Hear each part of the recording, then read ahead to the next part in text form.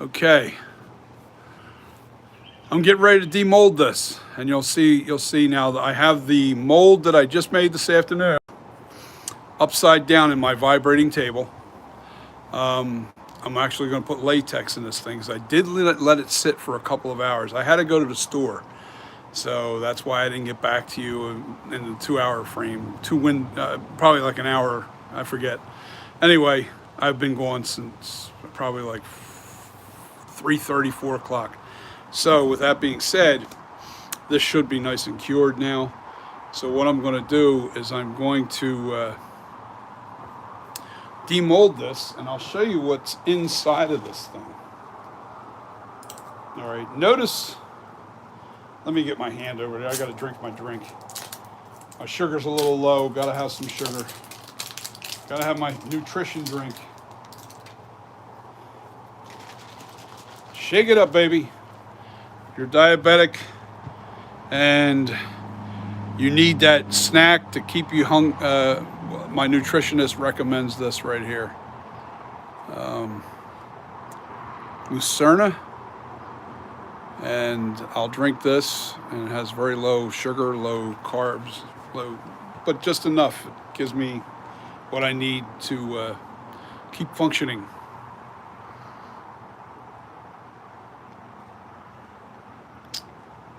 I'm going to down this because I want to get to this right now. And I'm also going to make the mold. I'm going to mold the other thing too. I'm going to mold the master copy.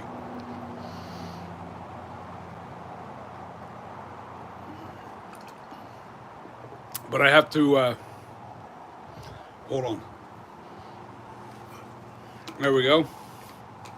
Now I should have some energy in a few minutes. Okay, so let me just show you what's in here. I don't think I'm going to video the mold process because it's the same thing right here. But what I will do is I'll show you when I go to demold the urethane master. But I'm going to mold the urethane master. I've actually Vaselined again my top. Now, see, it's a block of wood that's inside of here, and here's a pipe that I loosely dug out and put in there. Just PVC pipe. It sits in there, but notice the most important part here. It sits level. Right about there. I don't have it tucked in right, but it sits pretty much level. I think the other side has to be it, but that's okay. I don't put them in permanently because when I go to pull this out, like I'm going to show you, having that pocket of air in here, that, you know, nothing there, is going to make it a lot easier to pull this mask out of that mold. So, I mean, I could glue that PVC pipe in there, but it's not necessary. All right, so first thing I got to do is, right on the edge here, you'll see that the concrete, the mortar got in around the edge. All right, so what we're going to do is we're going to break that. See that? That's where the actual mask is.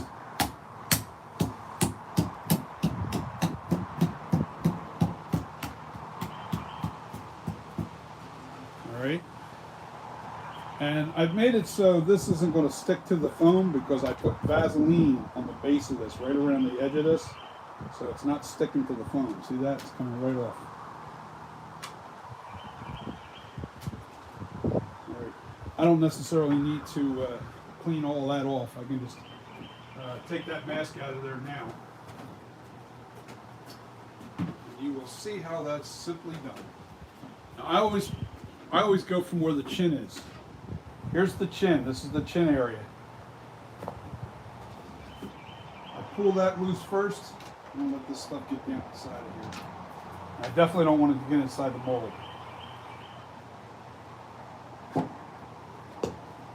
All right, that's breaking free.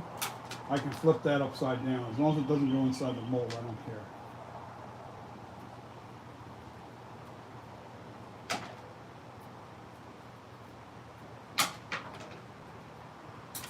I'll broom that up later.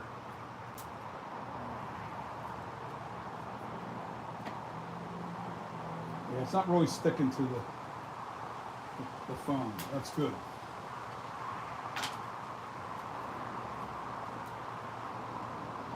So we got to get this thing out of the ears, which is going to be right there. Same on this side. Out of the ears.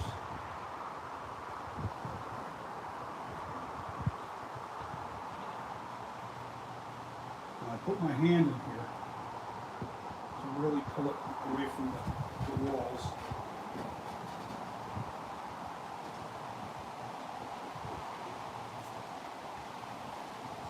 Okay. Oh, this is what's sticking. I forgot about the logo. My shoulder's in the way, right?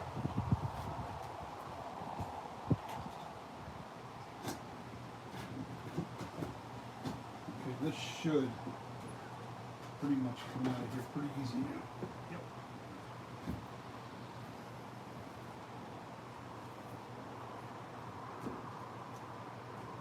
Once I get that chin out from right there, it's good.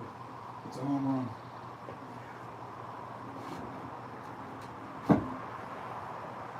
You don't have to pull too hard. You don't want to tear your mask. You inch it out, do it all the time. Flip it over.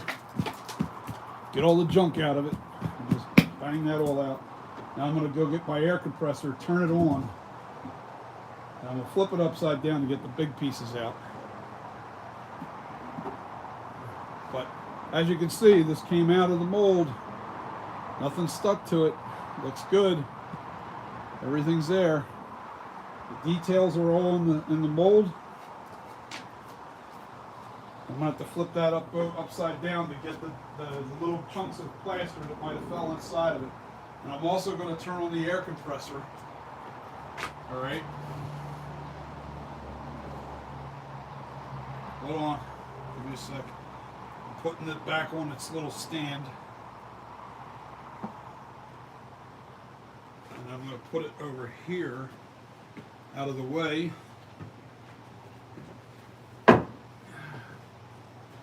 me flip that upside down first to get all the details out.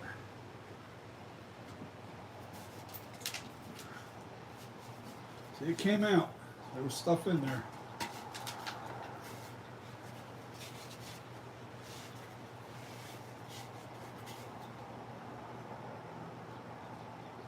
We'll see how that looks. It's all said and done. The ear turned out really nice. Both ears. That looks pretty good. The eyes look good. The nose looks good. Let me feel underneath the chin.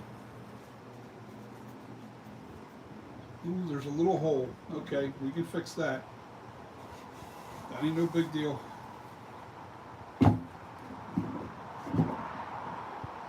So what I'm going to do to fix that is I'm going to mix up a little bit of mortar. And there's a hole literally pretty deep too. It feels pretty deep. I'm going to have to stick some mortar up inside. I'm going to make it a real thick batch. And you know what? Let me take the phone off of here. And I'll see if you can see the hole underneath it here. It's right by this, right here, right where the neck is. It's right in the end. Let me see. I'll take it off the phone. Put the phone off the charger for a sec. Let me turn on flashlight.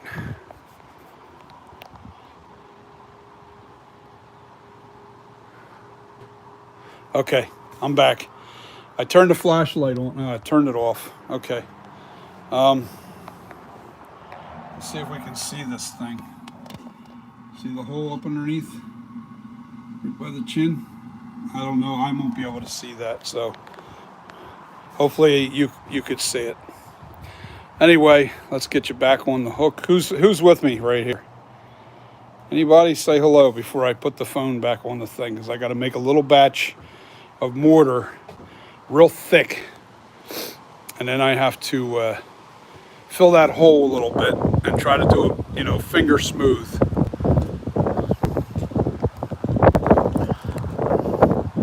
I thought I got it, but I guess I didn't.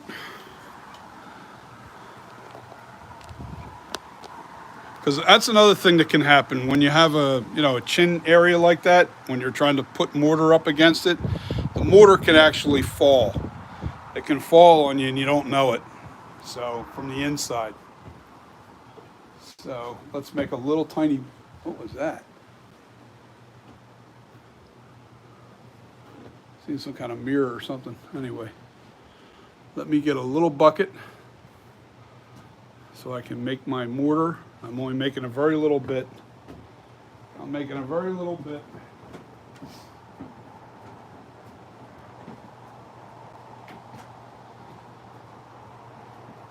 You can even use the same brush. Well, actually, I'm not going to use a brush. I'm going to do it by hand. I'm really trying to push it up inside of there.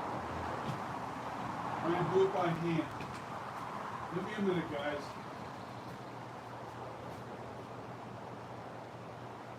Very little. Very little water. I'm only making just a little tiny bit of this stuff. It's got to be really thick and pasty. Because I want to fill the hog.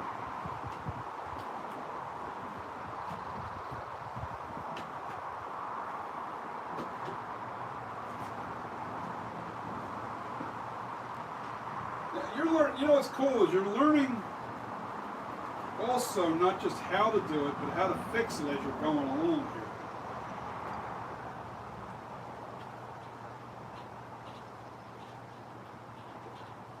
In case something goes haywire on you like it does.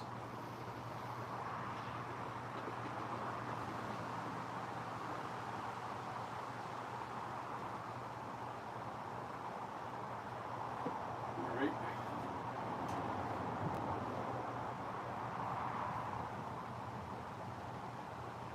Let's see how thick that's going to be. Might have to add a little more to it. But I want to try and let it saturate. Doubt that it's going to, because I did put quite a bit in here. I want to make it thick. And the other thing I want to do is I want to tilt this head in such a way. I don't see, I got the bucket pretty dry powder in there, but I got the water saturating, and it'll be thick. It'll be thick when I'm done. But I want to have this thing tilted down so it gets inside of it. Should I turn it around? Yeah, I think I'll turn it around so you can see what I'm doing.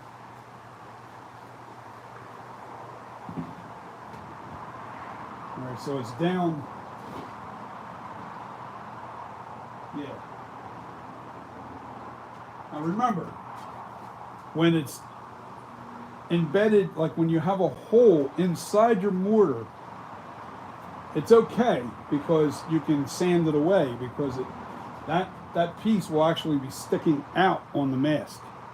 All right, so I can sand off that and cut off that piece, but I want to try and fill that cavity up enough to where there's just a little sanding to do, not a lot. All right, so let me see where I'm at.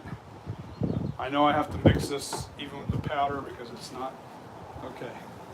I need more water. I need more water. Okay, that's not a big deal. That ain't a big deal. That's a little too dry.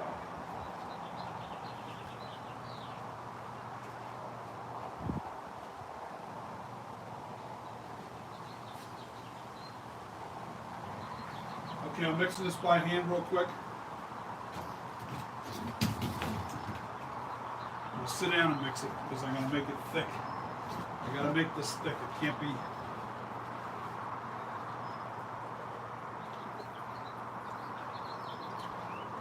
And I added too much water. That's okay.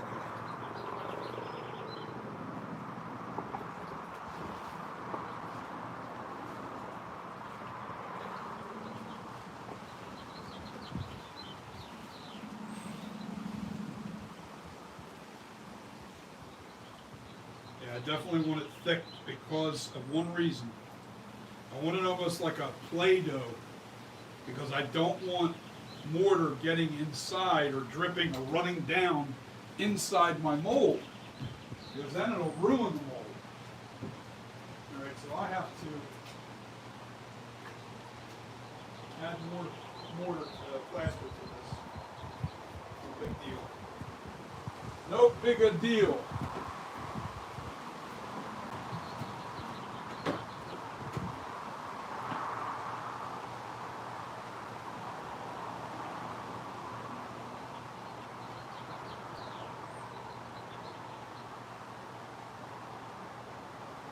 Yeah, now we're talking.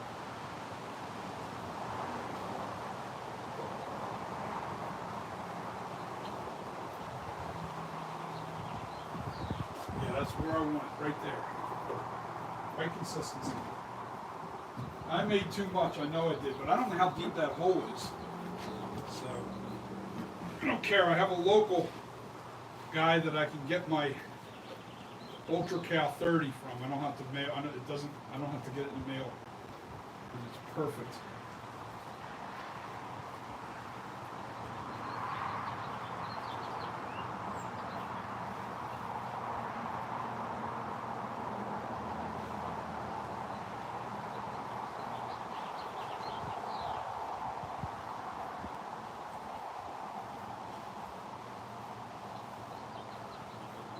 All right, this is perfect. But because it's so thick, this is not going to take long to cure. It's going to be, and I'm going to wash my hand real quick to make sure that I'm not handling it dirty. I don't want my hands dirty with this.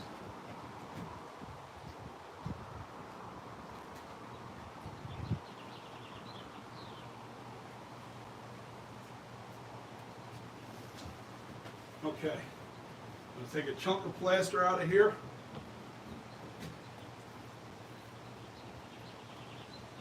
Just do a little at a time, about the size of a marble. I might even do less. You just got to feel it. See what's going inside of it. Hold on.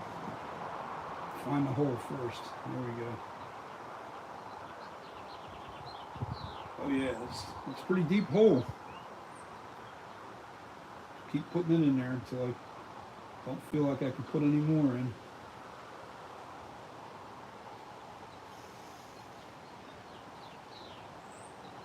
I'm putting it in. Believe it or not, we're close to the finish line with this already. All right.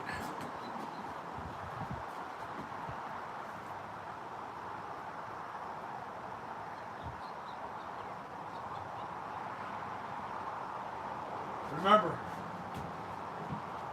when it's an alley, you got a hole in your mask.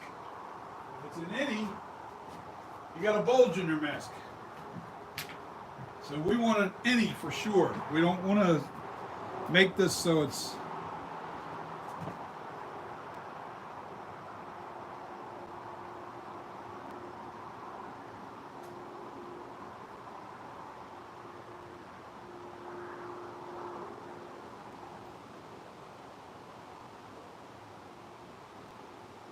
all right. I'm going to wash my hands. I think I got enough in there now to do the job.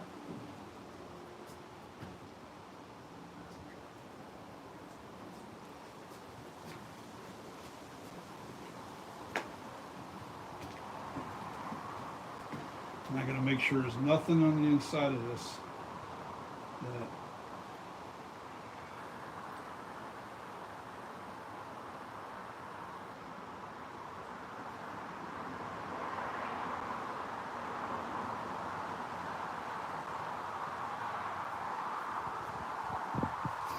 wash my hands. I see a couple other things in there.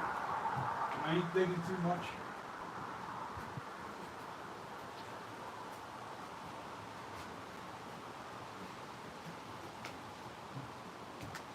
Let me take a look in that with the light.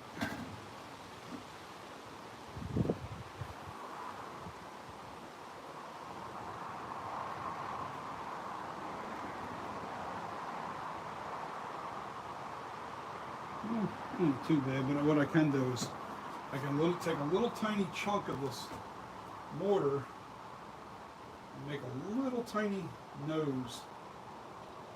The dimple on the nose is not big enough. Where the nostril is,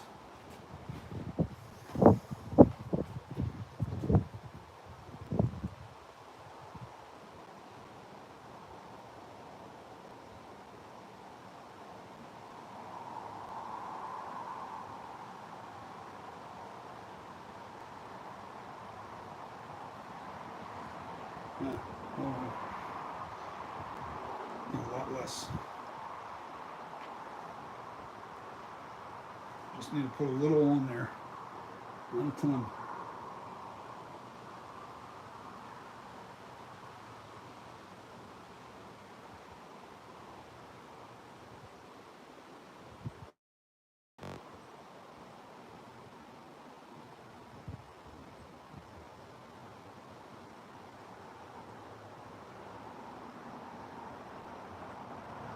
All right, that looks okay. So make sure there's nothing sticking to the walls. That's fine.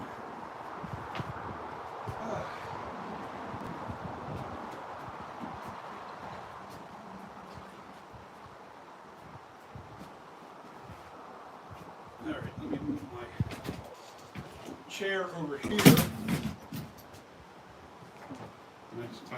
I want to keep brushing the inside of this thing so it's nice and smooth.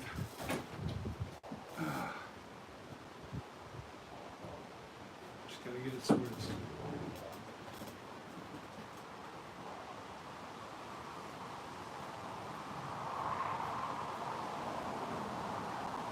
That's not going to matter there. I can cut that off. A little bit of there's a little overhang on each one of these, but I'll get all that out of there before I make the mask. It's never as easy as it seems.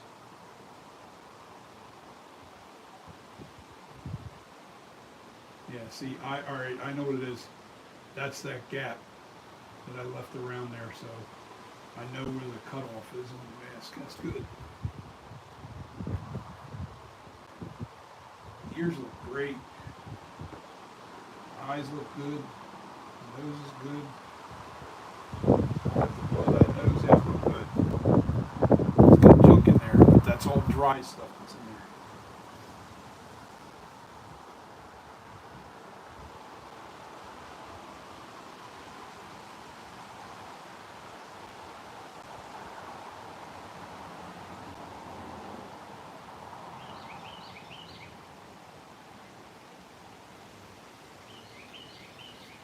Yep. Okay. Now the repair will be made on the mask. I'll have no choice with that. Let's see if I can feel.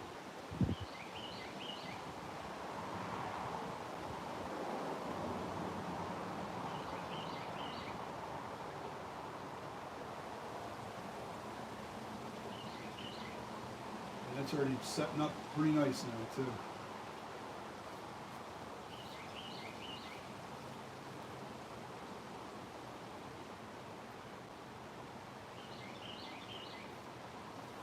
I just did that by hand. That's the best way to do it.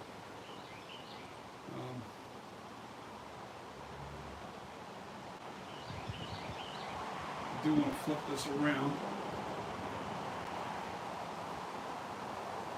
And take a good look inside of it. I'm going to look inside this one.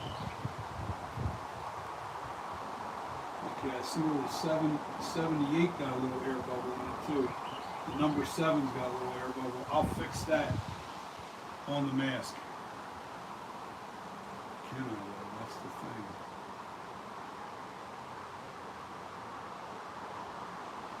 We're going to have to find that out.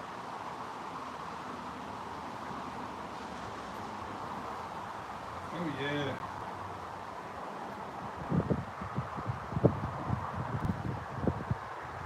I gotta let that harden real good before I can blow this out.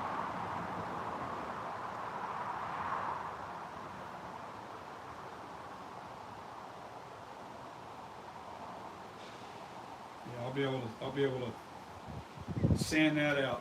But I'm noticing something here on the 7. Looks like there's a big air gap here. Hold on. me see how bad that looks.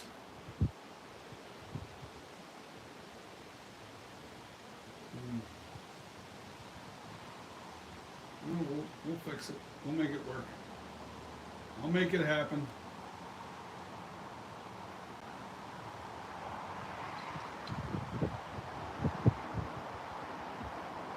Yeah, this will have to dry a little bit better.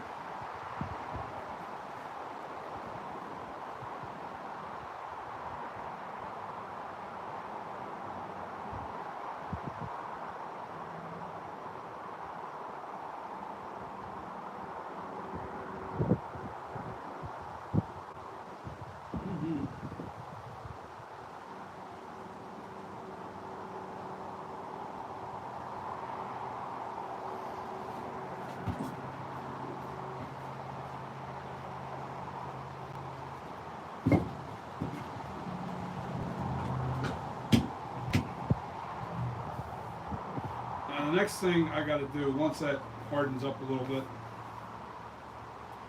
I got to wait about an hour. Not even. And I'm going to fill this up with latex. But I'm going to fill the bottom of it up a little bit and then kind of really paint all in the area, the whole thing, and then pour it to fill it up. And then I'll throw the vibrating table on. And the other part I'm probably not going to film. And that's doing the same process to the master mold, the urethane master mold. The number one thing you have to realize with the master mold, the urethane, is stone likes to stick to that urethane. So what you want to do is you definitely want to release it really well. And what I'm going to use is probably that oily release that I had, and I'll brush it on there. The stuff that the other stuff that I used. I can use the spray can stuff too. That'll work just as good. But you have to make sure that you release it really well. Let me see. It's a little thin right there, but that's okay. Yep, I'm right around where I need to be. 1.5 to 2 inches thick in spots. That's good. It'll absorb. It will absorb. Now I'll fill this up straight to its level. I'll bring it up once I get this painted in everywhere. I'll bring it up to about here and then make sure that this is level, and then I'll fill it up until it's completely level on the top of this thing. Then I'll turn the vibrating table on, and it'll vibrate. It'll get the bubbles out. My biggest concern is the areas where the holes are, but even that, they're not going to be that difficult to fix. The 7's a little messed up. There's no way to fix that. If I could show you what that looks like on the inside, it's like literally right on the corner. Let me see, is it right on the corner? Yeah, it's right. Like if the number 7's going across like this, right in this corner here. There's a little bit of a bubble. There's a big open hole there. And I know that that's going to protrude out. I'll be able to cut into it. I'm just going to have to make sure it's nice. It's going to have to be a fairly thick mask, that's all. I might have to throw some more thickening right there on that spot. That's what I'll do. I'll thicken that spot. Boy, I hate like hell to have to redo this whole mold. That'll really tick me off. Because I did a good job with as far as putting the plaster in its place. I definitely got it in everywhere. Not having that lazy Susan spinning did not help. You really got to have that thing spinning freely so you can spin this around and get it done really fast while your plaster's thin and runny.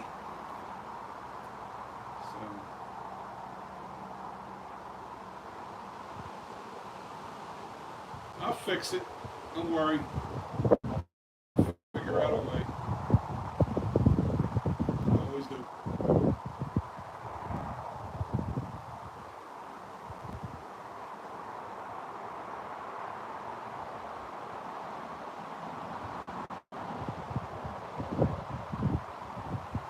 You guys eat dinner? You've already done your thing, or what? What do you got going on?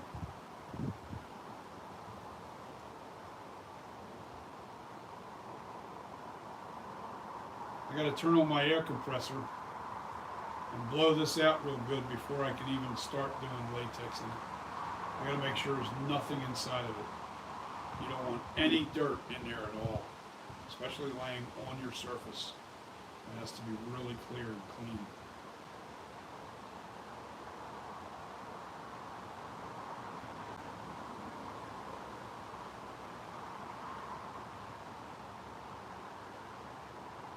Oh yeah.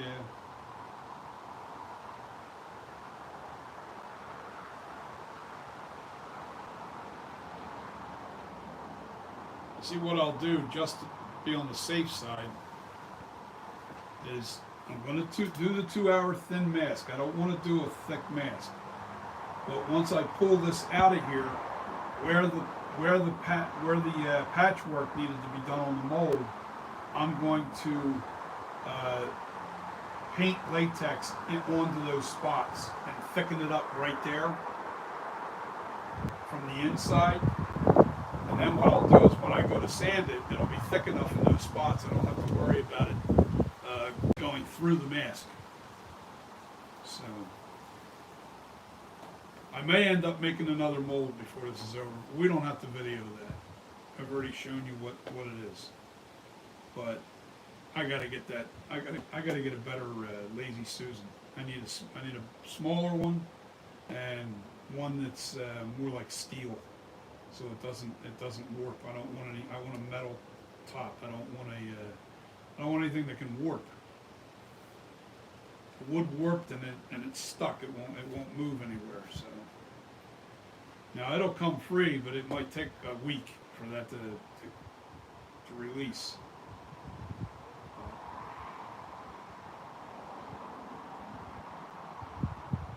I may have to order another. I can't remember what they're called. Well, it's a Lazy Susan, but it's they got the 12-inch ones. They're not the 16s. They got the 12-inch ones, and that's big enough for what I'm doing. But they sit higher, and they got a nice pedestal, and they're really, they're made for this.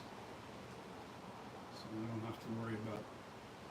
The stone won't stick to the top because the top isn't wood, it's actually metal, and it won't stick to it.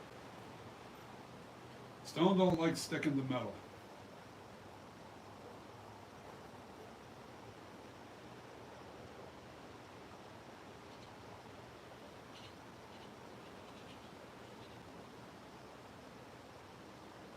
Yeah, I can feel it a little bit. It's not that bad though. Alright, so here's what we can do while this is drying. Why don't I take the other mask, or the other sculpture, and we sand off and get that prepped for making that mold. And I have to show you how I repair that. So let's do that. I don't need that.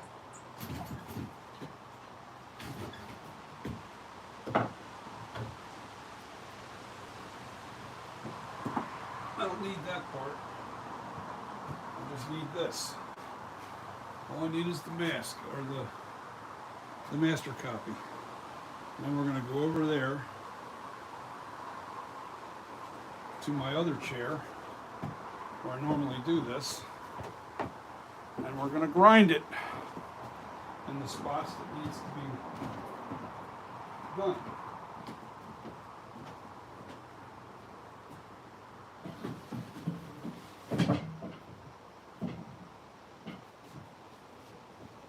So, the one thing is, okay, I just can't use the phone. The phone can't be on charge because I gotta.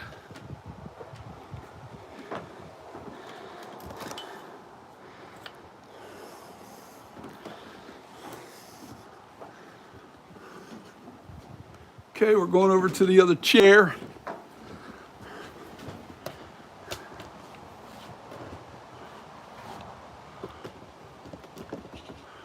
That should be good right there. And then I'll plug in my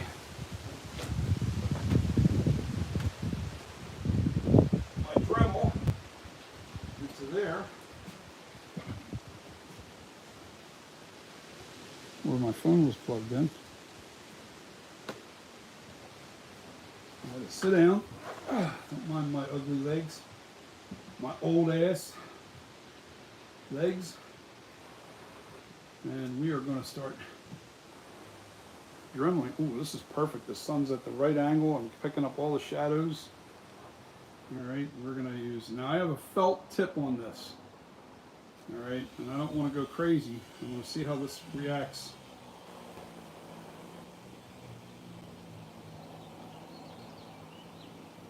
See how this reacts without going.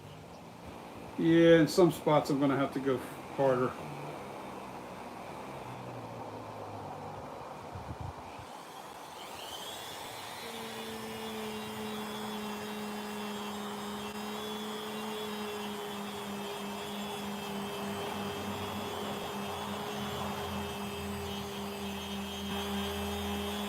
Yeah, you know what? That stuff's not going to stay in there. The ears will be okay, but on the surface here,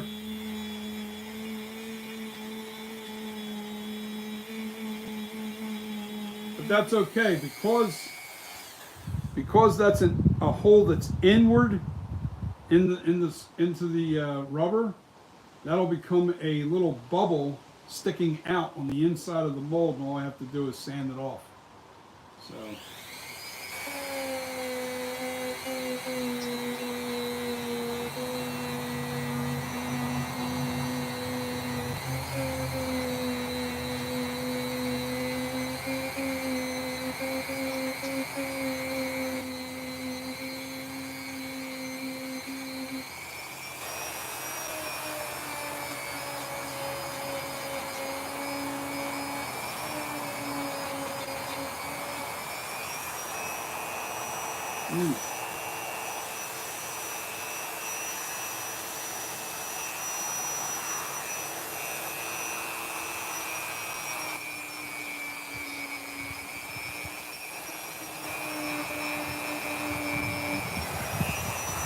See what that looks like.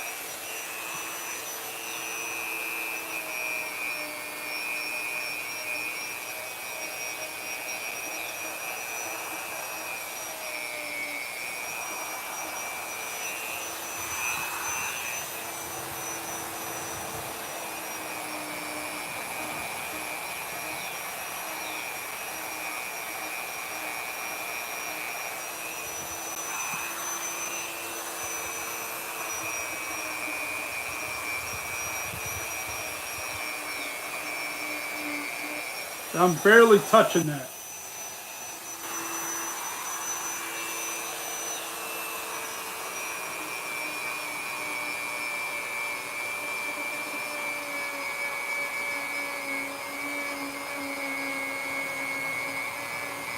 Also remember this, it doesn't really matter too much on how lumpy it is on the head, because hair goes over this whole thing. So it could be a little lumpy on the head.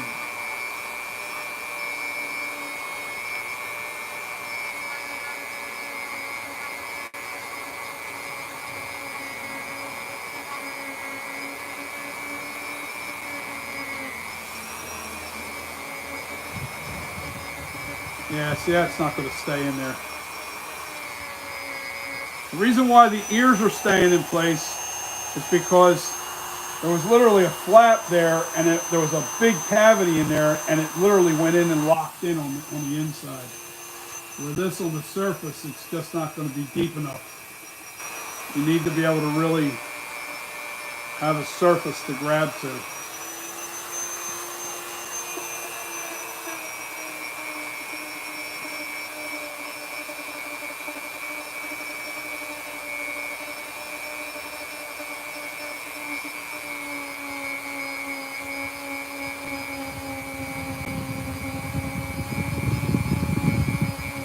I'd rather have an innie than an outie. Because then that creates that makes a hole. It makes a hole on the inside of the, like the stones over top of this, where that's sticking up, will create a hole inside the mold. I could take.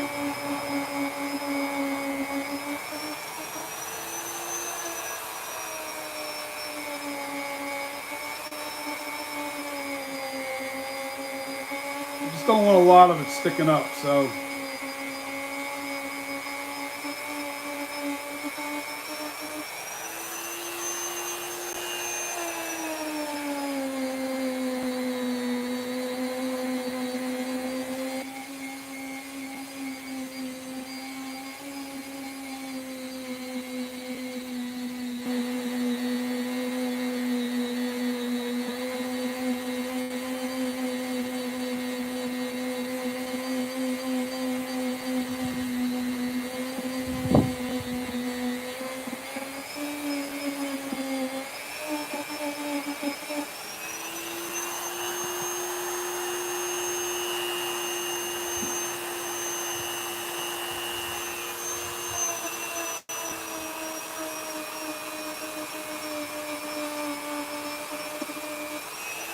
All right, now this was the other ear that didn't get treated. Now we're going to start working on that. I like to sneak into it. I don't want to go heavy and hard.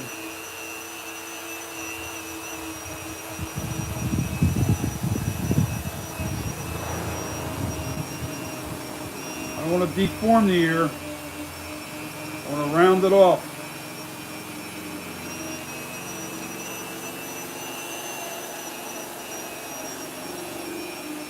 Get all those little cavities out of there.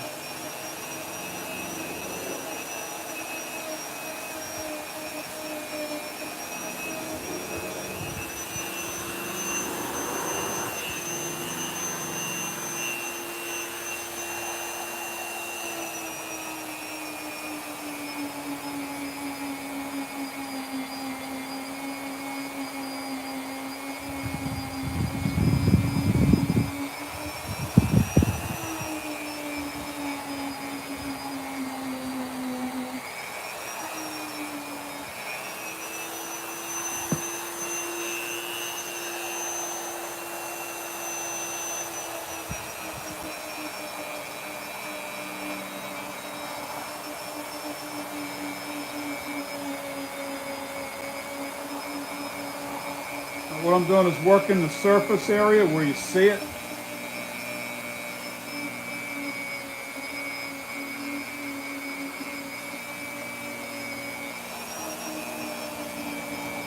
Little holes will come up, but that big cavity will be gone. That's the main thing. Now I'm going to work the back of that ear when I'm done this. Hopefully I'm in frame.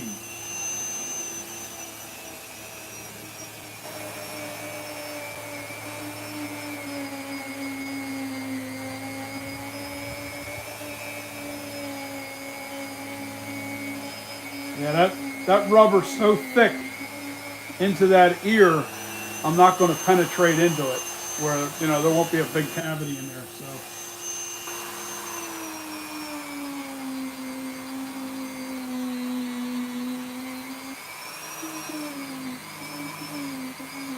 Getting the bulk of it off.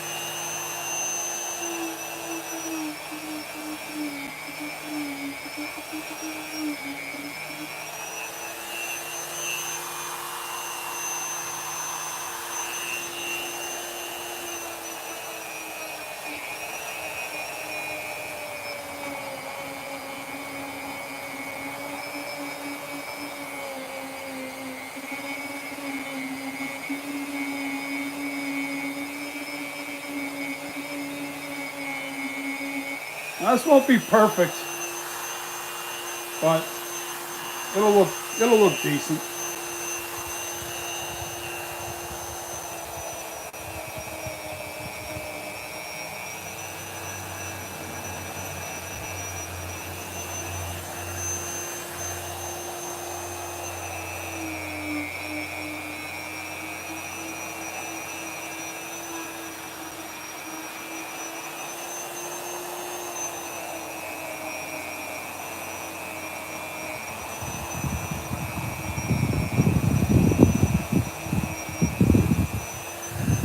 Now I'm working the high spots.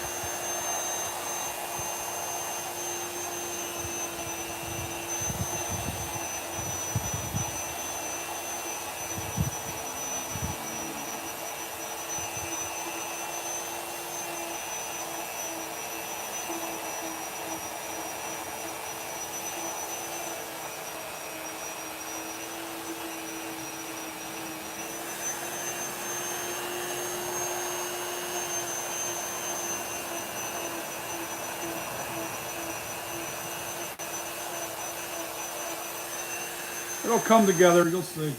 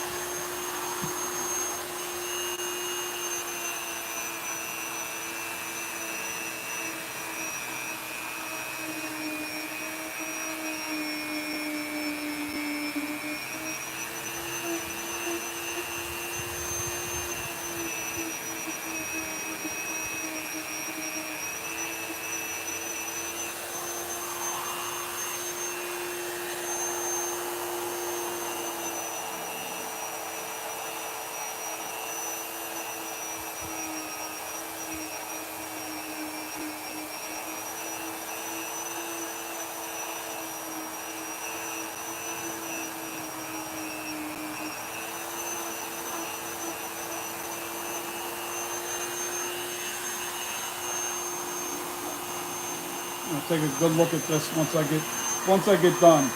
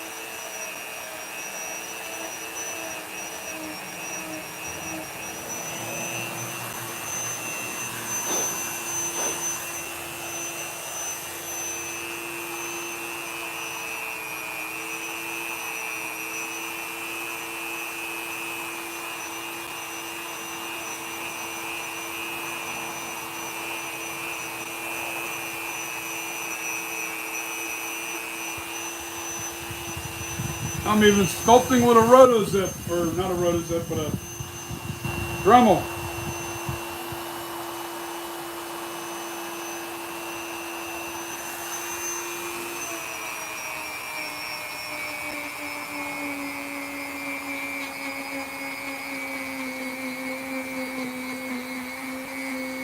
I give up on the neck and the top of the head. I gotta have this fairly smooth. I can always smooth it out once the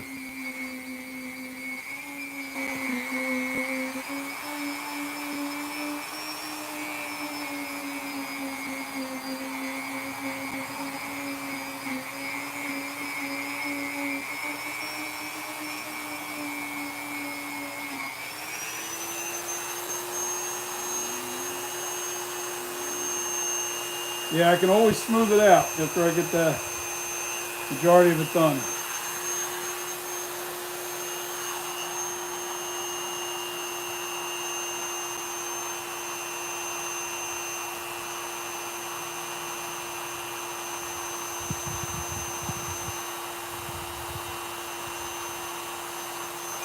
Okay. It's about as far as I want to take that. And now I got to get this blowed off really good.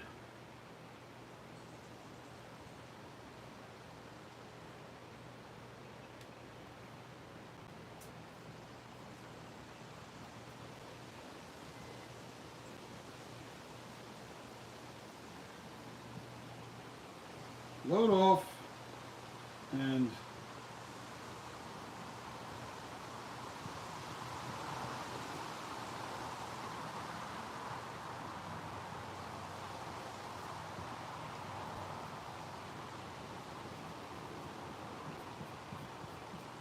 all right, so the next thing I got to do is go turn this air compressor on. I'm going to lay this all over me. What a mess. All right, I'm going to plug this air compressor in, so it's going to be a little loud, guys. And I'm going to read your comments while this thing's pumping up full of air.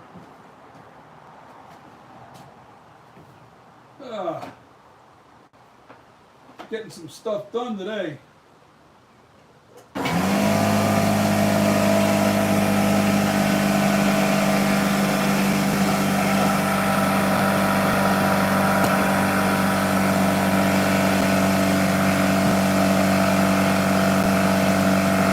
Give me a sec.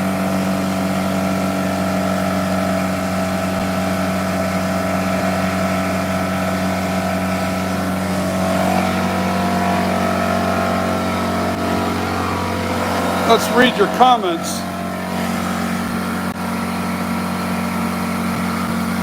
Aaron 409.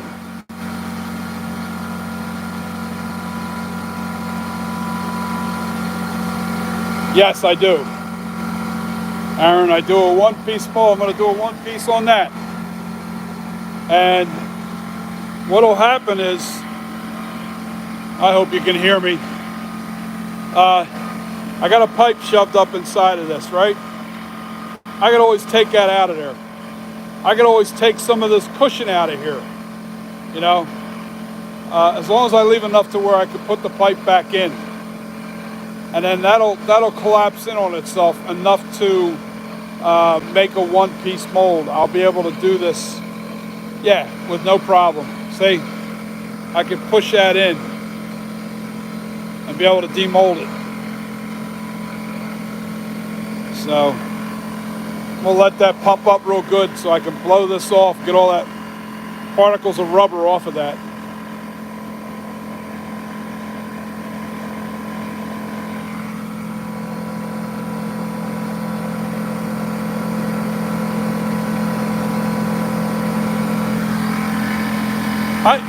Maybe you shouldn't do a one piece if you're not used to doing molds. If you've been working with molds a long time, or even a decent amount of time, then I would say, yeah, do a one piece. But if you're new to it, do a two piece.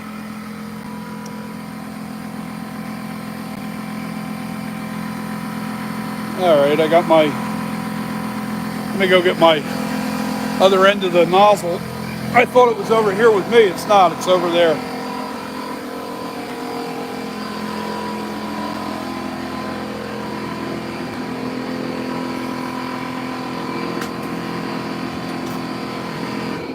And because of the way that has the holes in it and stuff, I think I'm probably going to make another mold.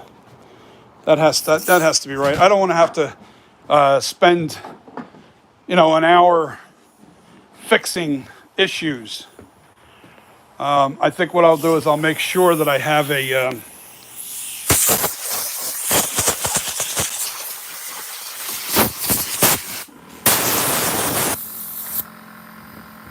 hold on.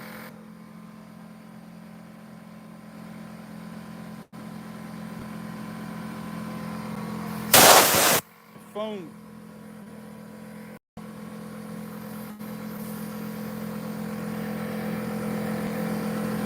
All right, so now what I'm going to do is I'm going to put you back on the stand, and I'm going to start blowing that off.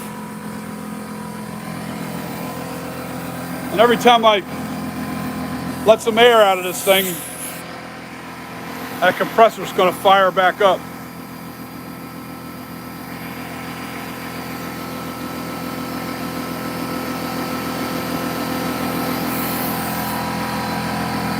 Yeah, it's vibrating. Once that kicks off, we'll be all right.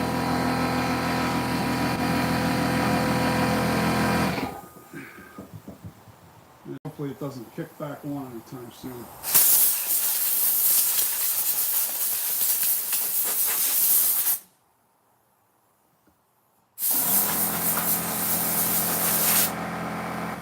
Basically sealing it fully.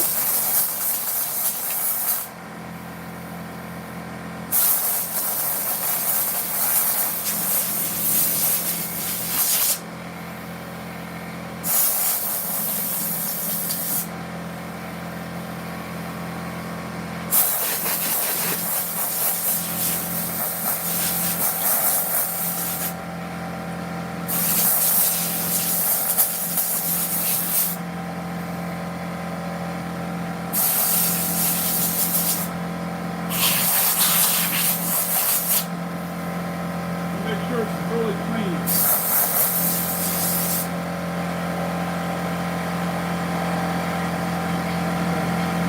I took care of the fiber.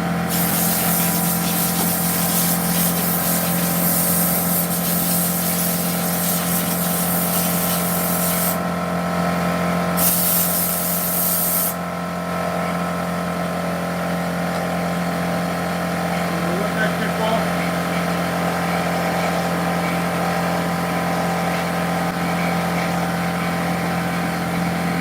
Do a good look at it.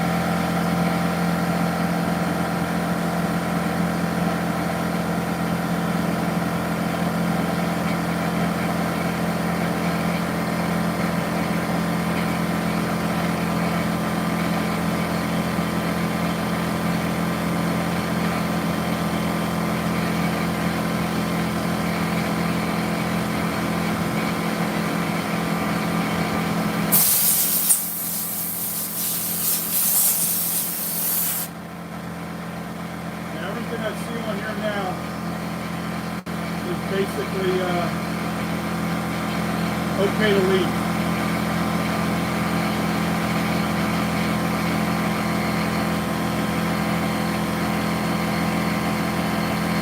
So I don't like the way this looks.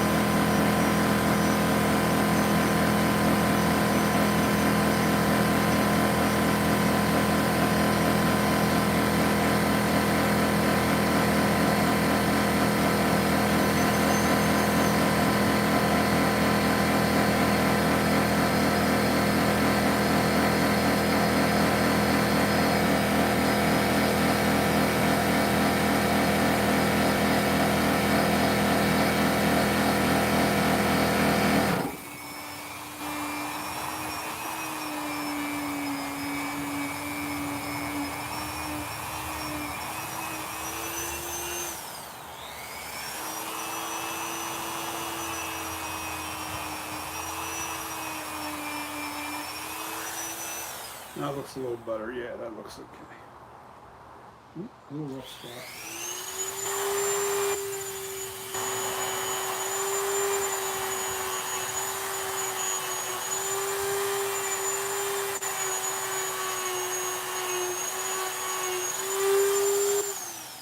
Okay. Reveal a little hole. That's okay. I can fix all the holes. The holes are nothing. I can fix the holes. But I'm not going to fix the master copy holes. I'm going to fix that with the mold. I'll fix the holes with the mold. I'll just sand off because anytime there's a hole, that's going to stick out of the mask. It's not going to stick in the mask. It's going to stick out. You can just sand that right off of there. You can take it right off. You know, and I know where all the holes are in this thing, so I know I have to get inside the ear area. That's going to be fun, but it can be done. Let me see just how good the ears need to be done. Yeah, there's one little up here, not a big deal. I might even just put a little drop of silicone in there just to fill it when I'm making the mold. You know, it doesn't have to stick to this permanently. It just has to be there and harden. Maybe I can actually throw a little clay on this. That'll stick to it even better. Yeah, I can throw a little clay on that. What am I thinking? I can take some monster clay and put it inside the holes and just smear it off and make it smooth. And then, you know, in the hole areas, and smooth it out, make it look good. And then just do a casting of it. I just have to remember I have to do that every time I cast this in stone. That is the Urethane Master Copy.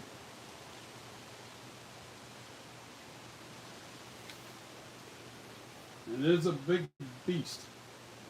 You gotta remember, whenever you're making these molds, they gotta be a lot bigger than your head. They do, they have to be, or these sculptures, when you sculpt, you have to make sure that this is, if your head's say 24 and a half, 25 inches max, so most people are like 23 to 24 and a half. You want this almost 30 inches. I would say 29 inches in diameter, and you measure from here, the scowl, to the furthest point of the back of the head. You take not a metal tape measure, a fabric tape measure, and you place it right above the ear, and right around the circumference of the head, and that tells you your diameter. I like to make my molds about 29 inches to 30 inches. My sculpture, I'm sorry. And that's big, but it's a significant difference in change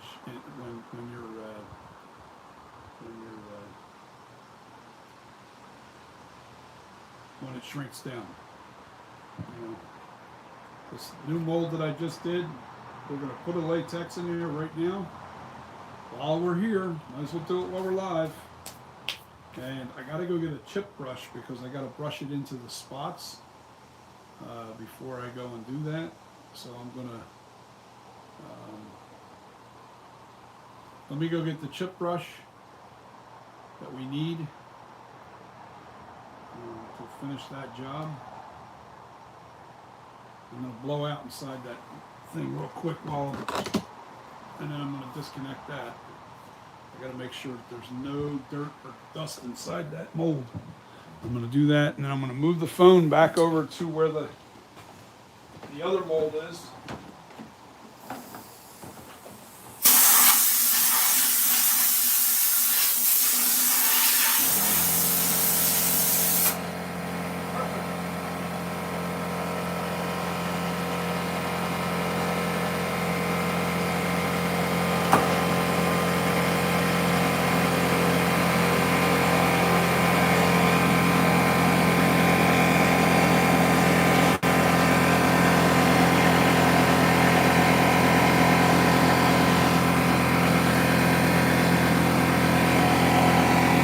Plug this back in because my battery's getting low and I don't want it to cut off. Okay, so we're going to go back over to the mold. Let me try to give this the best light possible. I'm going to raise this up so you can look down inside the mold as I'm doing this. All right. Yeah, that should be good right there anyway. All right, now. Okay, it's blown out real good. It's dry. It's ready for latex. Let me cover up I need a chip brush first. I got to go into my studio room.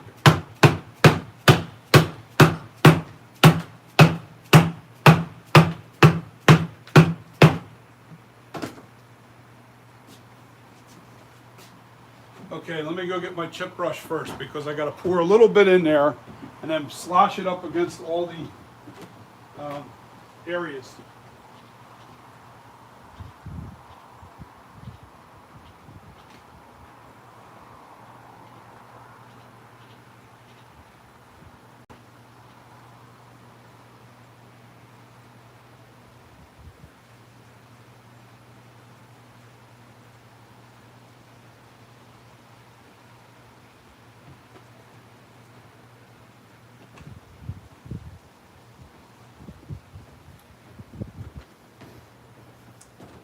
Okay.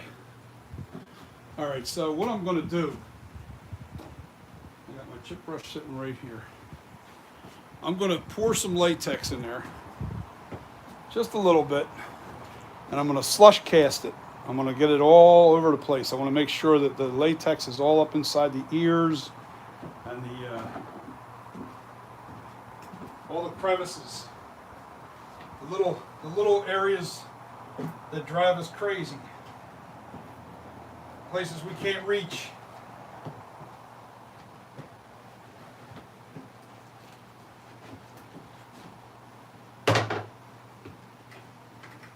So I'm not going to pour a ton in here.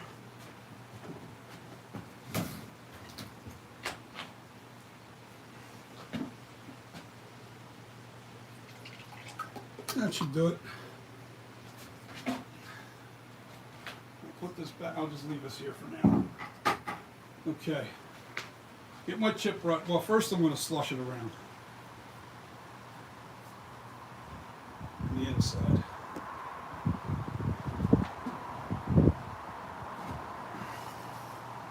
I want to make sure I get inside those ears real good. Where my logo is real good. Up into that chin really good. And let's get it to where it's running out. Over by the other ear and the wound.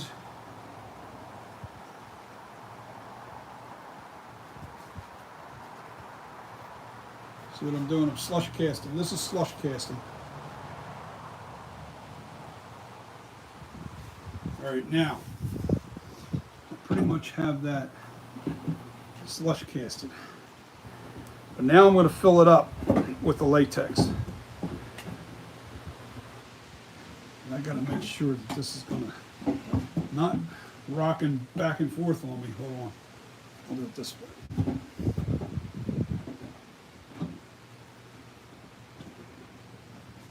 we go. And what we're going to do, fill this up all the way to the top.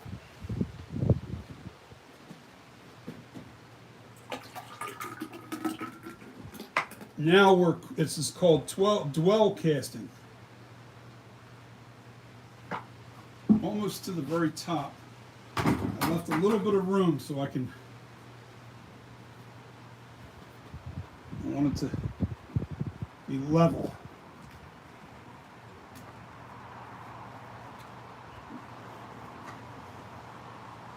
That looks level enough there. Now I'm going to put a little bit more latex in there.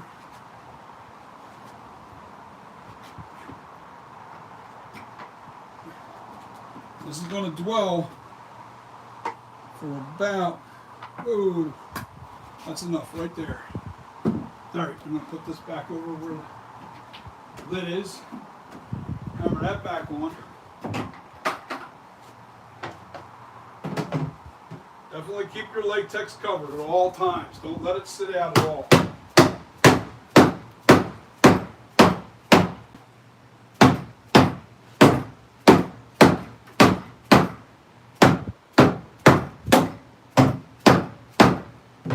Okay.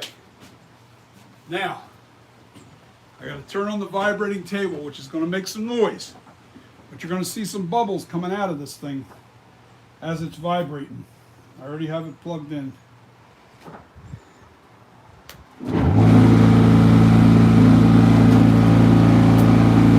Shift it.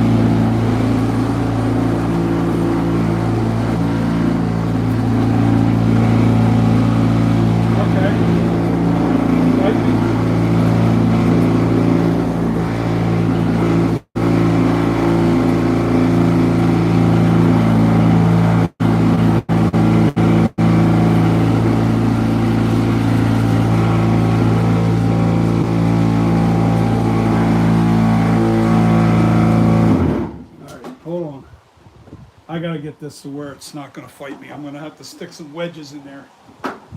Um,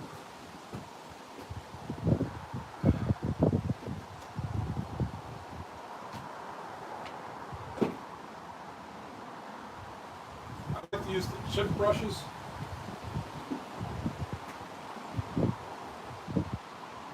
That I have used already.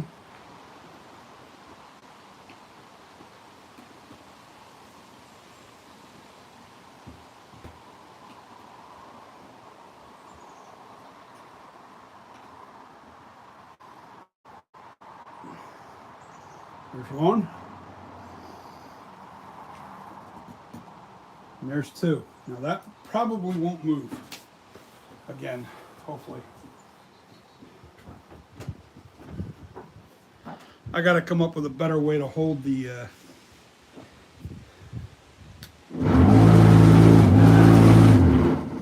that didn't work. All right, what am I going to do here? I have to reposition it.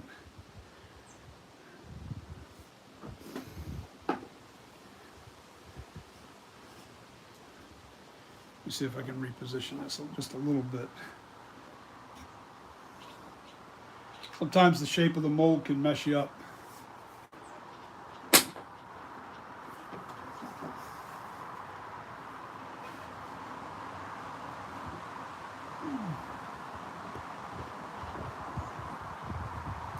That looks like it might even have a better hold on it.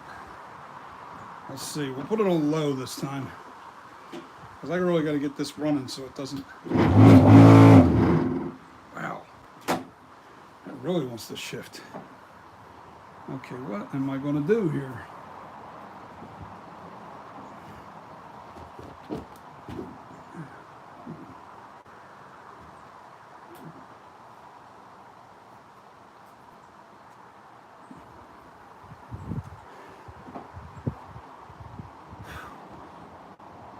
Let's see if I can get it to see if that stops it. Let me put it on low.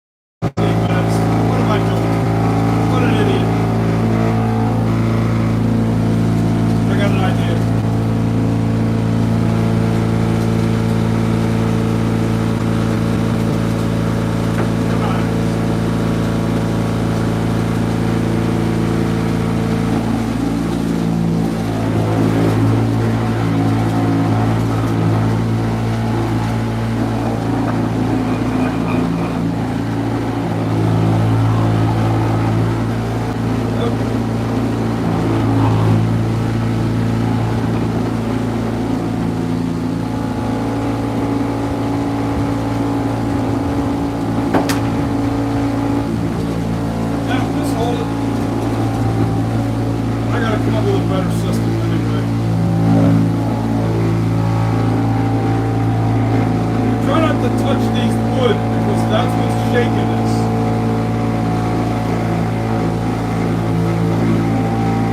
I need to do this for about 15 minutes. Latex will start drying up in the walls. Once I shut the vibrator off, I can let this sit for like 2 hours.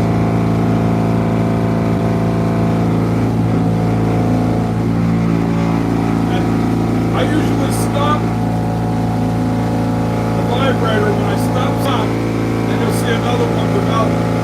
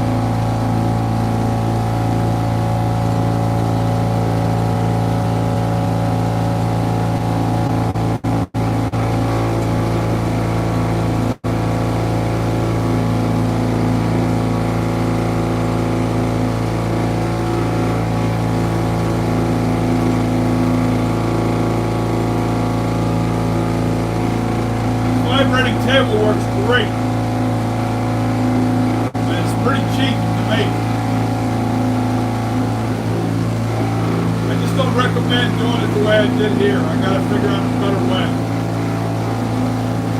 Make something that's a better molded.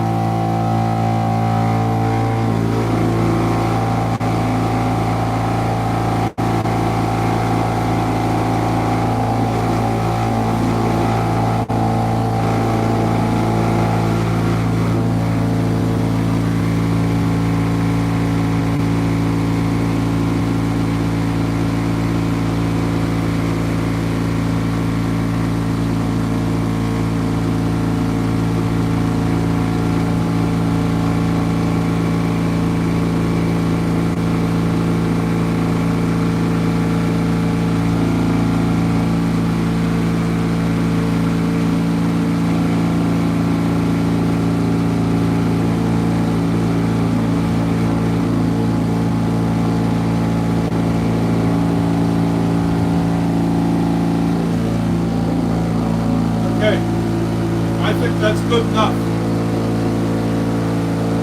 Now I can reposition this and it'll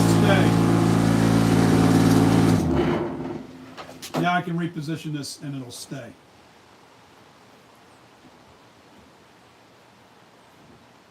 And I want most of it to be towards the front. That's perfect. Now I have to let that sit for 2 hours.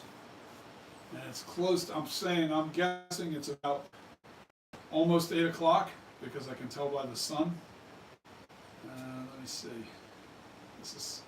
Sun goes down about 8:30. It says 2 hours. I don't know about that. Let me see what time it is. It's got to be close to 8 o'clock. It's got to be 7:30ish, I'm guessing, just by the way the position of the sun is. Live long enough, you understand.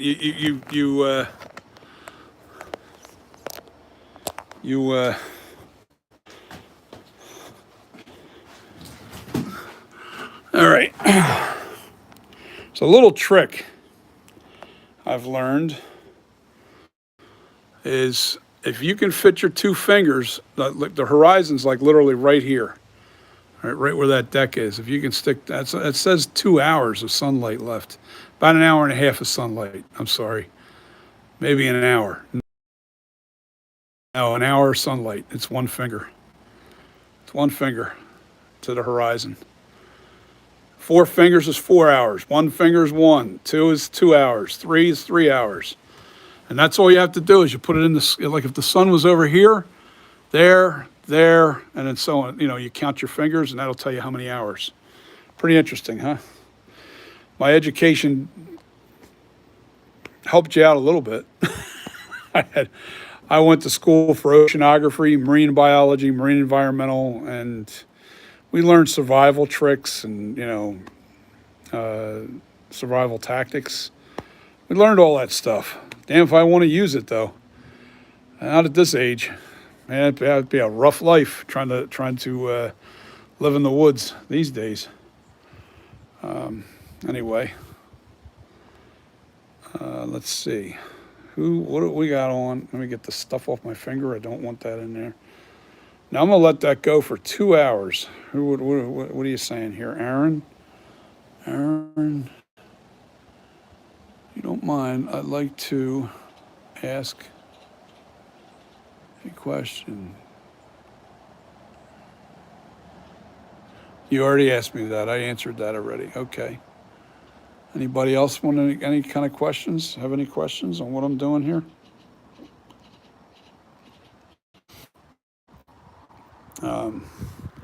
I'm debating on whether I do that tonight or not. I don't know. Might save it for tomorrow. I'll have the small mask. I want to see how this turns out first, because I may have to make another mold tomorrow. But I'm not going to video that. There's no point to it. You've seen what to do, and I am going to show. Well, I showed you how to repair that. I'm going to show you how to repair the mask. I'm going to save the mask that comes out of this, no doubt. But I don't want to go through that every time I make a mask where I have to save the mask. I don't want to have to sand the mask down every time I pull one out of them. I want a good mold, and if I have to make another mold, then so be it. I don't care. It doesn't take that long. You've seen what it did, how long it took, a couple hours to do this mold when you're just doing it as a life, when you're just casting it into.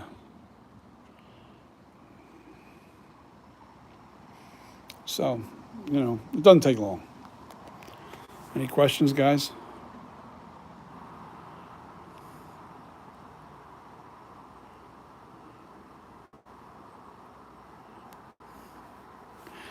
Yeah, and I'm going to answer that again since it's the only question out on here.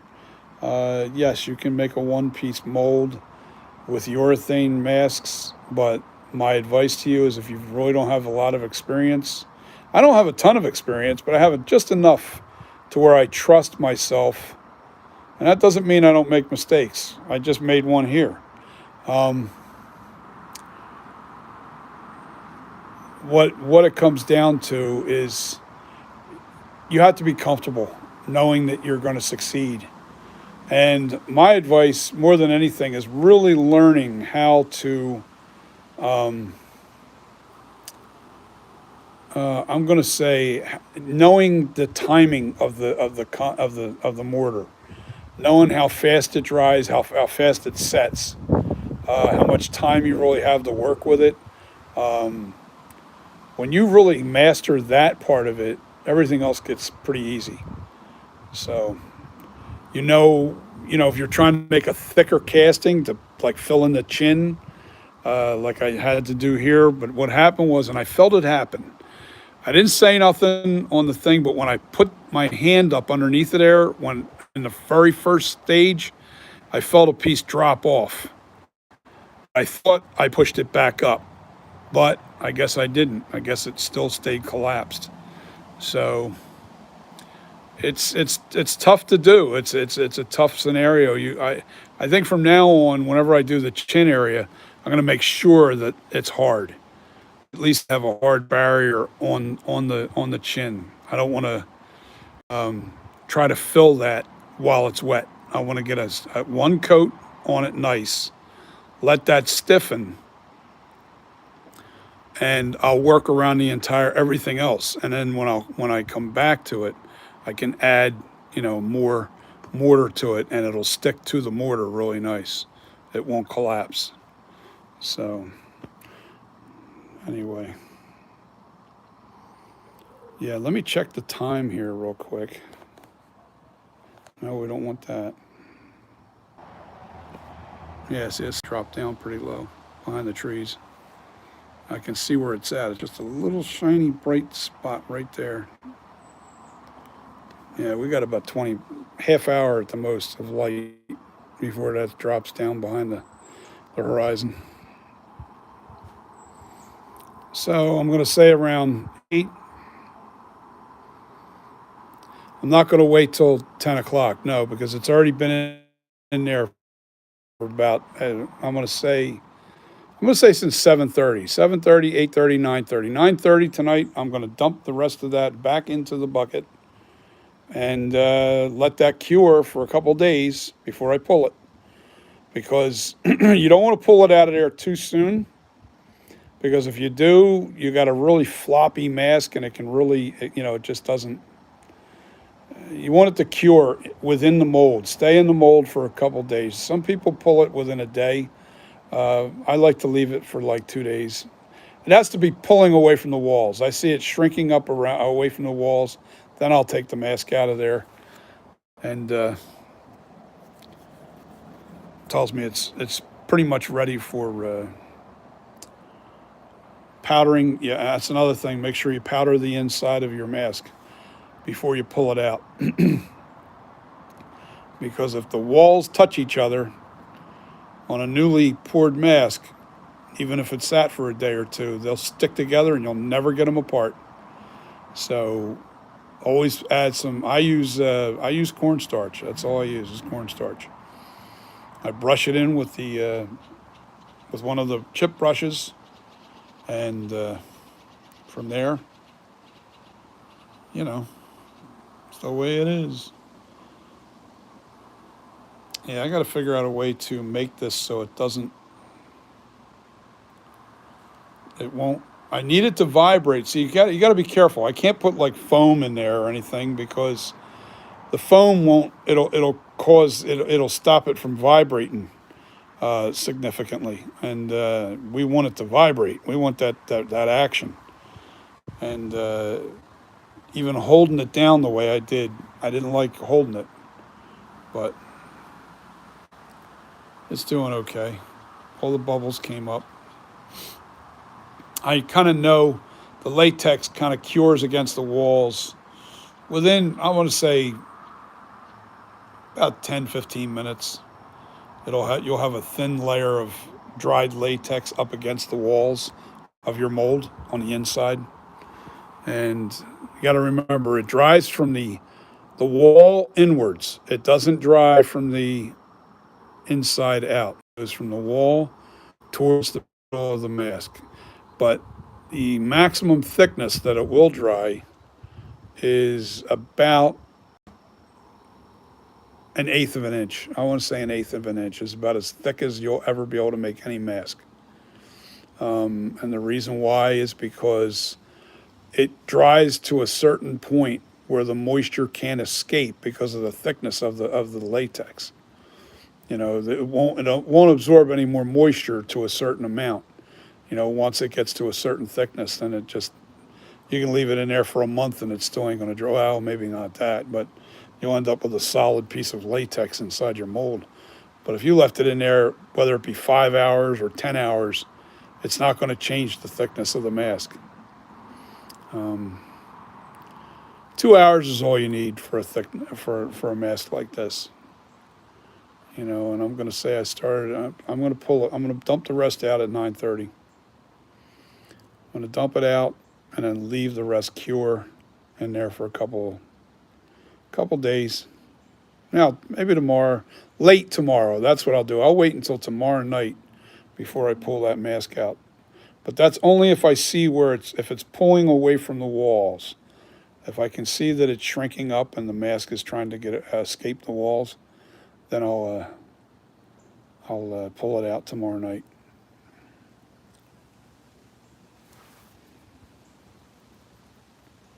All right, Leroy.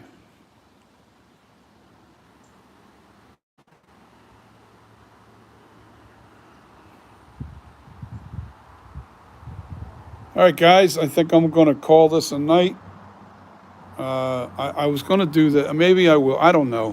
Maybe I'll just save it for tomorrow. Yeah, I want to see how this turns out. If I come back on tonight, it'll be strictly to fix the mask.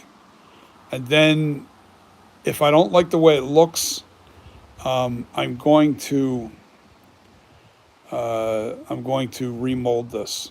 I'll remold my master copy. Yeah, if I don't like the way this turned out. So we'll see. I don't want to have to go and sand the mask every time I pull it out. So, and the 7 on my 78, I have a feeling that's going to be like the part that I can't fix. That's going to be the area that I just cannot fix. I have to make sure that I get those details in. I'm going to make my next mold. I think what happened is that I made the first coat just a little too thick. I need to make it runnier. I need to make my mortar a runny so it really grabs and gets into those crevices and grabs the details and the bubbles don't happen. So I'm going to say you guys have a great night. If I don't see you in the next hour or two, 9:30 when I pull this out. Yeah, because I can't even pull that out of there for a day or two to see what needs to be fixed on this. I may just make another mold. I'm just going to do that tomorrow. I'm not going to play around. I'm not going to play around. I'm not going to like the way this is. I can tell you right now. The 7 is what got me. The 7 on the 78 on my sculpture on the back of the mask. That's going to be the straw that broke the back. I fixed the hole enough to where it's going to take a little bit of sanding to make it nice, but Yeah, I think I'm just going to make the mold again tomorrow. I got plenty of plaster. I got still new, two more buckets underneath. I got a half a bucket right there, and I still got to get more. Guys got three more bags of the plaster just waiting for me to go pick up. About 15-minute drive from here. So I'm gonna go get some more plaster and bring it home. Molds, I don't mind. Uh, if it's messed up, I can always do it again. So say hello. Somebody say hello. You're on, but you're not saying anything. So anyway, any other questions? If not, I'm going to bounce. I think I'm done. There's my Grim Reaper in the back behind the camera stand. When I come back out here tonight, maybe I'll light that thing up just to show you what it looks like when it's all lit up. That thing's really cool. Needs a dusting though. I need to blow it off with the air compressor. It's got a little dust on it. But that adds to the creepiness. What the hell? So, all right, guys. Peace. See you around 9:30 to dump this thing out back into the bucket, and then I'll debate. Pipe Master. Yes. So I'm going to make another mold tomorrow. I think the number 7, right in the corner where the 7 comes, it checks across and comes down, right in that corner, there's a big hole. And I mean a fairly big hole. So I'm going, okay, it'll protrude out on the mask. But because I have all that sculpted detail in there, I won't be able to replicate that if I even, cut into it or, sand it down or thicken it from the inside. My biggest reason is because I don't want to have to pull latex mask out of this and then have to sand them and fix them. That I just have to make a better mold. And I'm going to have to fix this Lazy Susan so it spins because you really have to be able to get this thing to turn around. I can't do the mold. The first layer of stone that goes on the master copy has to be really put on fast and thin, and you can't touch it until it's completely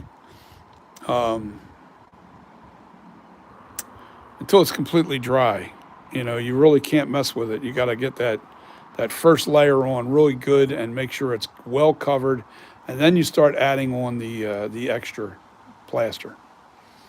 So around the chin area is one of the ears and the chin are the most difficult areas. So what I'm going to do is when I do the ears and chin, I'll make sure that they're really embedded and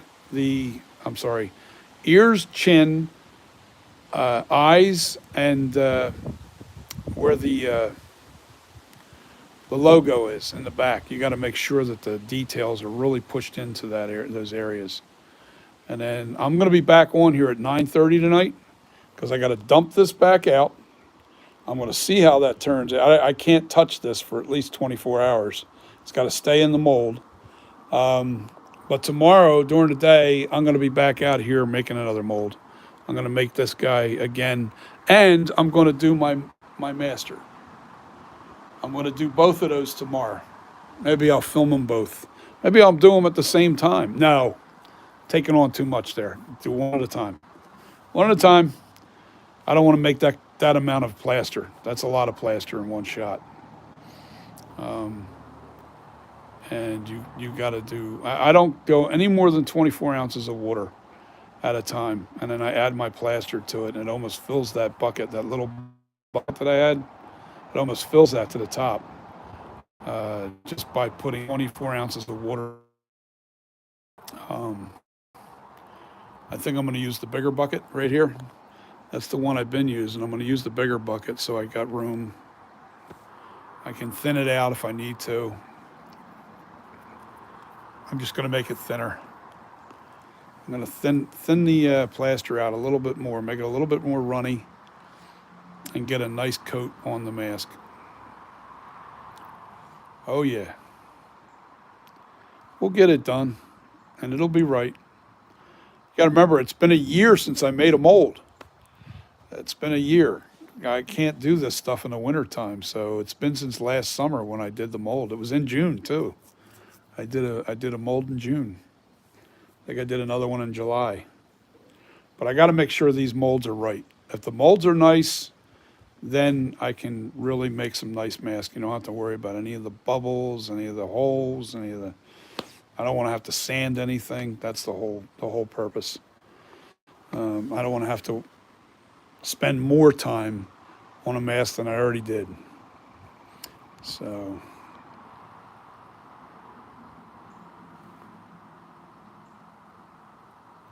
yeah, Pipe Master. But it's not that big of a deal.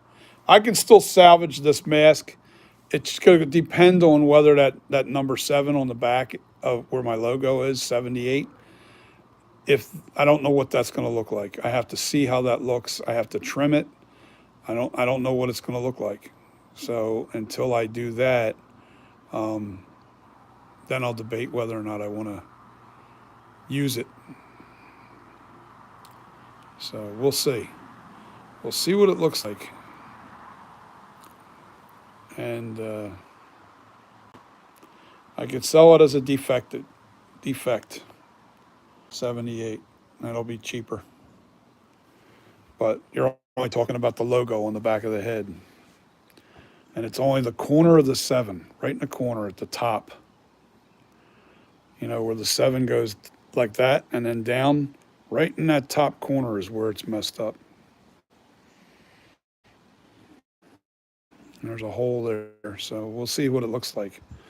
I can't fathom because that's already indented where it actually, the hole was. So, and I know what the problem was. And I'm reiterating something I already said. This thing is not spinning. It's stuck because the wood's warped because I got it soaking wet the other day. Now it won't spin. The wood's all warped. It'll come back to normal shape, but it's going to take a couple days. Meanwhile, I'm going to go get. I think I'm going to get another. I'm going to get a reel. I made this one, this Lazy Susan, and I made the surface area really big because it's easier to clean up because you can keep all your mortar right on that. But the biggest they make is I think is 12 inches on the professional ones, and they're made for clay spinners, and you can get one of those, and they stand a lot higher too. They're like probably like 6 inches high off the tabletop. So that'll actually be better for me because then I can actually see under the chin. I'll be able to see up underneath of it from a standing point. So yeah, maybe that's best thing I could do is order one of those spinning. As a matter of fact, tonight that's exactly what I'm going to do. When I get on the computer, I'm going to order one of those. I have one sitting in my Amazon wish list. All you do is click and have it send it to me. I think it's only like $30 too, so that's good. All right, I'm going to say goodnight. I'll see you guys at 9:30 tonight. If you're back on, I'll be back on at 9:30. All right, I got to dump this bucket out. There's not much else I can do other than dump that out and just kind of. There's not much to see. You don't even have to come back on tonight. I may not even video that. What's the point? The only thing I'm going to definitely video is when I pull this mask out of here. Let's see what the damage is. Let's see how it looks and whether I can salvage it. It's about salving just this mask because I already made up my mind that I plan on making another mold. I'm sorry, I'm a perfectionist and I don't like anything half-ass. So I will do another mold. It only takes a couple hours to do another mold. When I make these latex masks, and when I finally get to you guys as far as doing your mask, I have to make one and put it on Amazon, or not Amazon, eBay, And I want to do that right away just to see where I'm at with the collectors and see, see if anybody, see what the bid goes up to, get a general idea. And I might leave it on there for a couple weeks just to see what happens. It's not quite Halloween time yet, so I might leave it on there for a couple of weeks and let the bidding begin. I want to probably sell that first before I make another mask, though. I am going to make the guys masks that I promised I'd make their masks because they're free anyway. Other than shipping, I think I'm going to have you guys now. My buddy that's on here who lives in Philadelphia, he'll be able to drive down and pick up his mask, so you don't have to worry about shipping. But I got a guy that's out in Puerto Rico. You're going to have to probably pay for your shipping. I don't want to have to shell that kind of money out on something that's free. It's only fair. You probably got a $400 mask for nothing outside of shipping. So I don't want to have to pay for the shipping. That's not, I mean, now, once I start selling my other products, not so much the Myers mask, but when I start making my other mask, I'm looking at my price range right around $350 for the masks. And what I'm going to do is I'm going to add shipping will be part of it, as long as the shipping isn't ridiculous. Because if the shipping is really high at some point, then I'm probably going to have to really up the money. $350 was what I was charging, I would say, last year. When gas wasn't this high, everything was, that would be a normal price for a good mask. $300 to $400 is a normal price for a good mask. With shipping now, because I like to make sure that they don't have to pay for shipping. That would be my ultimate goal. But I'm not going to try and profit on the shipping. Whatever the shipping really costs, that's what you're going to pay extra on. So if the mask is $300 and it costs me $60 to ship it to you, it's going to be $360. I'm just trying to give you a general idea. Now the masks aren't heavy; they're light. They're actually about 3 pounds total with the box included. I usually put my mask in a box about 12 by 12, 12 inch by 12 inch. And I foam fill the mask. Well, I put the bubble wrap inside the mask. I really make sure that the mask is pretty, it's puffed out. It's not going to be turned inside out or flattened. Now, I plan on videotaping or videoing with my phone when I send it. When I send it, I'm going to send pictures. I'm going to take pictures at the post office or video at the post office when I hand it off to them to show the condition that the box is in. And if it comes to you really messed up and it messes up the mask, then you'll be able to put in a claim. So, but anyway, hopefully that kind of stuff isn't going to happen, but we'll see what happens. Right now, everything's so bad with the trucking and the shipping situation, and what are you going to do? We gotta bring our gas prices down somehow, some way. And I mean, we were energy independent a year and a half ago, almost 2 years ago, and now we're not, and this is the result. But yet we got plenty of money to throw to Ukraine. Makes no sense. Meanwhile, I'm paying $120 to fill my truck. And so are you. So what are you going to do? Just be careful who we put in office. And I don't care whether you're right or left or you're Republican or Democrat. I think they're all criminals. That's just my opinion. And what Trump did prove to me was you need a businessman running this country, not a politician. And that's 60 years of living. and understanding how things used to be compared to what they are now. It's not a personal opinion. I don't give a damn about what he tweets. I don't care about his personal life. That has nothing to, but if you're doing good for the country, no matter who it is, even if it was Joe Biden, if you're doing good for the country, you're my hero. I don't care who you sleep with. You know, I don't care about the things you say. I got thick skin, man. I grew up in harder times. So actually, that's wrong. I grew up in good times and I can see through the bull. So, and I'm not trying to attack anybody. You might be a Democrat, you might be, you know, whatever you are. You might be an independent. This isn't about you. We've been lied to, all of us, for a very long time. And now things are really starting to shine. We're really starting to see through the bull. And you know what? It's our country.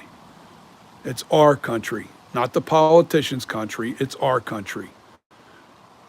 We're just going to have to elect them out. We got to get them out. I'm not a violent person. I don't believe in violence. But we have to get these people out of here because they're all criminals. They're all in it for themselves. And I shouldn't be talking politics on here, but I did, and oh well. It's at the end of the video. You don't have to watch it. And you may not like my opinion. I don't mind. I mean, that's what opinions are. You know, it's just an opinion. I like to believe it's an educated one. And it's not hate. It's not hate speech. It's not something where I'm trying to bash anybody for, you know, even if you voted for him. I blame the media that lied about everything. I really do. I blame that, and I think the people that didn't watch the underground sources and things that were like Judicial Watch, I'm a firm believer in that guy. He's really good. You know, there's a lot of truth that came out. He won a lot of cases in court, and it's what it is. Yeah, well, I mean, Pipe Master, it's, you know, I don't even know whether you're Democrat or Republican or independent. It ain't about that. These people are literally our enemies. I think they are. They're an enemy to the country. What they're doing to us right now is sick. They're trying to destroy capitalism. And that means putting every business out of work. All our drivers, our trucks, they can't deliver goods. You're gonna create mass starvation. And this is all because they want that new Green Deal. You know, they want that money that was supposed to go towards that new Green Deal, but they said no to it because, first of all the batteries that we have, there's not enough the stuff they use, what's that called? What's that battery called? You know, it's a special element that they use for the new batteries that really hold a long charge. Well, one, to mine that stuff, it destroys the earth unbelievably. Look up some videos on that. You won't believe what it does to the earth when they mine for the lithium. When they mine for lithium, you should see the massive destruction that it causes. And there's not enough lithium on the planet to put everybody in an electric car. Yes, lithium. Look it up. Look up how they mine lithium. When you see that, you'll be like, they're doing more damage there than all the damage they're doing with pollution, you know, with the CO2. And look, I have 4 years of oceanography, marine biology, marine environmental, and it has some weather pattern, you know, stuff that I learned in school as well. And that was a long time ago, so a lot's changed and we've learned more. I'm not saying global warming is not real. Climate change is real. And it's a natural phase that this earth goes through, no matter what. We have the sun that fluctuates in power. The people that don't realize is when we have cold spells, like we had a really cold spring, all right? We had a really snowy winter. everybody forgets how many volcanoes were erupting all over the planet this year. And that's what causes that cool down. You know, there's all these little things that happen, and people don't, they always forget we have more volcanic activity under the ocean that releases CO2 into our atmosphere than we do with any land volcanic eruptions. All right, so you're still having CO2 going up into the atmosphere. Now, I'm going to give you a little more education with this. You have a greenhouse out in your yard, right? What do they tell you to do when you want to really grow your vegetables really rich? They tell you to put CO2 in there because plants love CO2. You want to save the planet? Stop cutting trees down. That's really the issue. You know, the trees are more important to us than anything we can put, anything we can do to this planet. If we just put more trees up and everybody plants a tree and they don't cut their trees down around their homes and stuff, you would have so much, like all the CO2 would literally disappear out of our ozone, you know, our ozone layer, or CO2, whatever. You know, it's all part of the same mess. But the CO2, if they're so worried about CO2, plant a tree. You know, it doesn't take rocket science, and it's a bunch of bull. There's no way we can power everybody with batteries to get a car. And right now, those electric cars, they're like $50,000 to $100,000. Who's got that to throw away? You know, who's going to buy a car for that kind of money? Not me. And I saw a meme that was really cool, funny. Battery went dead on one of the cars, and they were on a highway. What was he charging the battery with? A gas-powered generator. He had it sitting right next to the car, plugged into the car, but he had gas powering. And that's another thing. All this electricity that we're using right now is all being generated by gas plants and some nuclear, plants. But nuclear's dangerous too. You know, you have one meltdown and you got a problem. So, I mean, there's no we can't do away with fossil fuels. I don't care what anybody says. I don't care. I just have enough education in this area that I know that that's a complete lie of what they're trying to do. So, nobody can ever convince me otherwise either, unless technology, all of a sudden we can find a way to generate energy completely for free. I did see something about water, an engine that runs off of water. That looked pretty cool. But that's also dangerous because you're talking about nitrogen. It's a nitrogen engine, and that's very explosive. Very explosive, under high pressure too. Then there's always steam. But steam, you're either using coal or you're using wood. And here we go again. If everybody had to go and heat their houses with wood, and I have solar. On my roof right here is all solar. So I'm invested into the solar. I have solar, and it doesn't work well in the winter. I still have a heating bill. My electric bill is still around $300 in the winter. It's not as high as it used to be, but it still doesn't generate enough in the winter to heat your home. So, it does great in the summer months, but where I live in South Jersey, the only time solar is really beneficial is in the summer.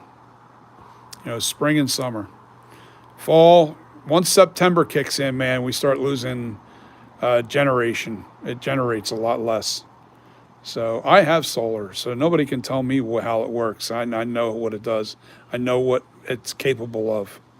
Wind, the turbines. You lose a turbine in one of those windmills, you're looking at thousands of dollars. It's not cheap. And the turbines, they do wear out pretty quick. They don't last a very long time. So, I mean, there's all that going on in this world, and you know, what bothers me is a lot of people just don't really do their own research. You know, if people did their own research, they would learn themselves what's real and what isn't. But I'm talking too much about politics, and I really don't want to talk about politics because this is not what this channel's for.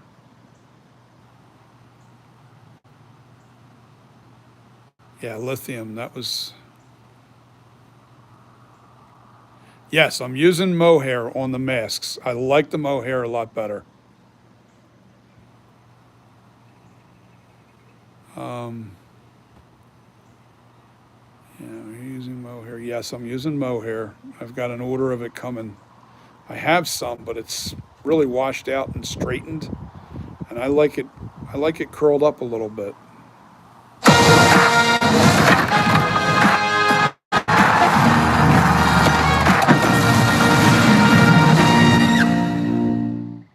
Phillies complete their second straight sweep, 7 wins in a row, and they're now 6-0 under the new interim manager, Rob Thompson. As we welcome you here to Phillies Post-Game Live. Maybe it wasn't the prettiest game. Was it 400 combined pitches? There were 400 pitches, Amy. It was a 4-hour and 2 game, and there were 26 3-ball counts in the game. Listen, that's brutal. You got to find ways to win, and they did that today. Yep. Overall, going forward, they're finding good things to do with this offense, and I think that's the positive you have to take away from it, Ricky. And up and down the lineup, you look at Kyle Schwarber. I mean, he seems to be on fire. He hits another home run today. It seems like Harper's doing it every other day right now, if not every day. He's one of those guys that lives up to his MVP status. And when those guys aren't going, we've seen Bryson Stott. We're seeing Didi Gregorius today with 3 hits, almost